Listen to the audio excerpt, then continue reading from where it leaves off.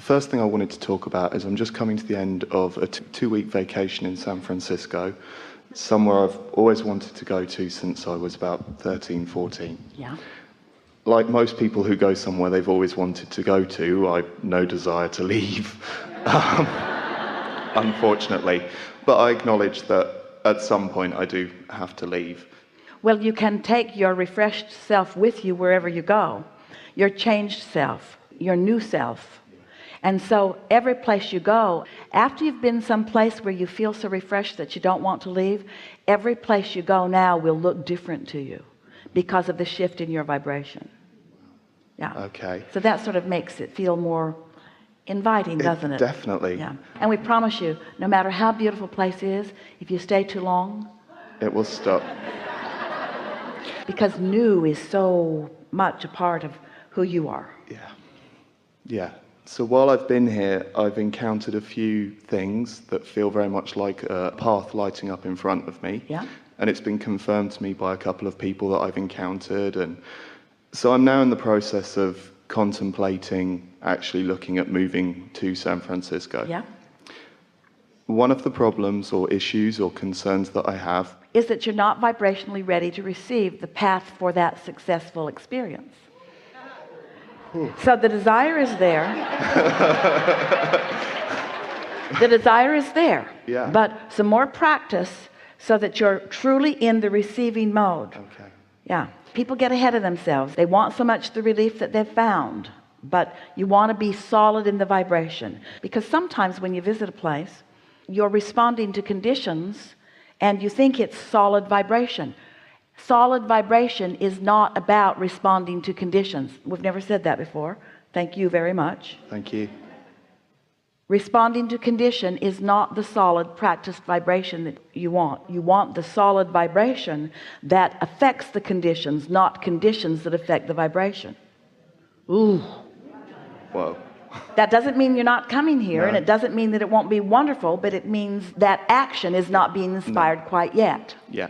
And I'm very aware I'm trying, or I'm deliberately not getting hooked up in how I'm going to do it. Good, you good. know. That's it. But there is a You could talk more about what and why. Yeah.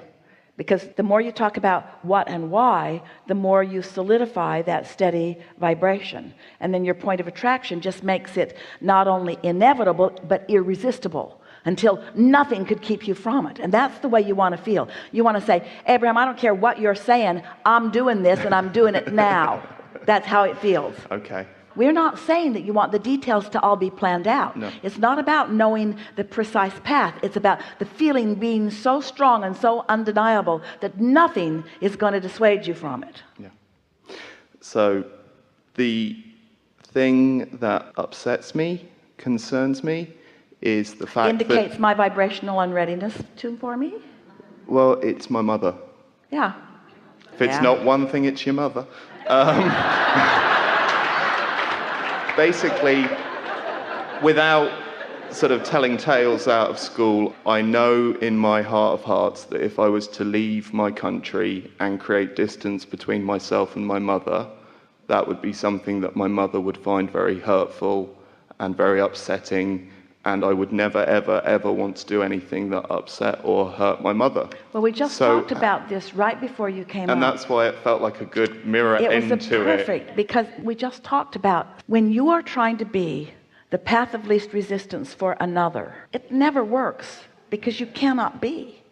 And also, when you try to be the path of least resistance for someone, you train them in their own conditional living, and so then they're never free to really find freedom. They always need you to affect some circumstance so that they can feel better, which is bondage for them and bondage for you.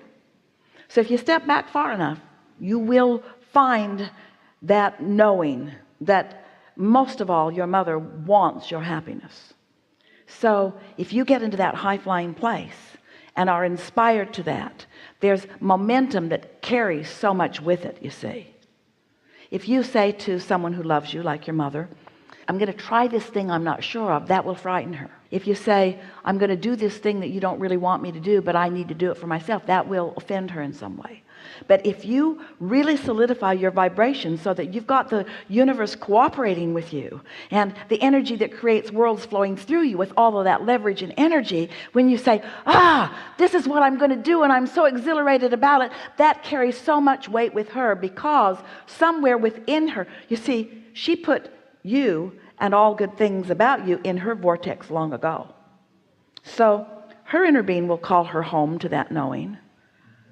And she might hear it or she might not, but you cannot live your life for someone who hasn't figured out to hear the calling of their own vortex.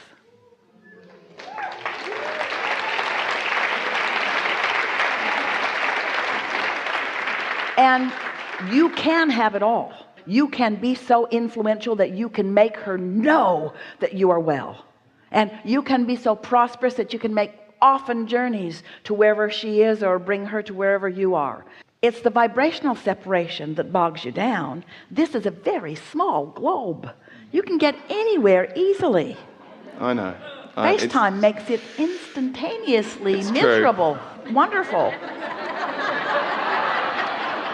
Now, there was just one last tiny thing I wanted to ask, if that was okay. Yeah. I've only been... But you see what you just did?